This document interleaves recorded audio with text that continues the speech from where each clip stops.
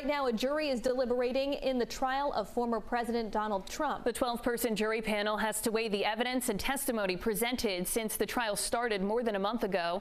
Our Washington, D.C. correspondent Hannah Brandt explains what to expect. Hannah? Just before noon today, the judge sent the jurors to a private room to start their discussions. Now both legal teams, the judge and the former president, are left to wait.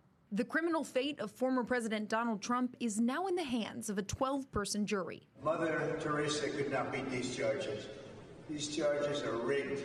The whole thing is rigged. Trump is charged with 34 felony counts of falsifying business records. Prosecutors say he misrepresented hush money payments to cover up an affair with adult film actress Stormy Daniels. Now the jury will decide if prosecutors proved that in court. The jury deliberation room has been called a black box, and no one knows what's going on in there. Gregory Mize is a retired trial judge and a Georgetown law professor. He says each jury deliberation looks different, but with 34 counts to consider. I think it's going to take a long time. Mize says the jurors will likely take a while to go over the testimony they heard over the past 4 weeks and to discuss whether they believe the witnesses who took the stand. Credibility of witnesses is a key element. The jurors have to reach a unanimous decision on each one of the 34 counts. They're going to probably have some disputes among themselves, and they've got to resolve them to reach a unanimous verdict. And it only takes one holdout to complicate the case. The judge will be hands off unless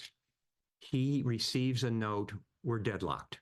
If the jury does get deadlocked, the judge may ask them to keep trying to reach a unanimous verdict. But if the deadlock continues, he could declare a mistrial. In Washington, I'm Hannah Brandt.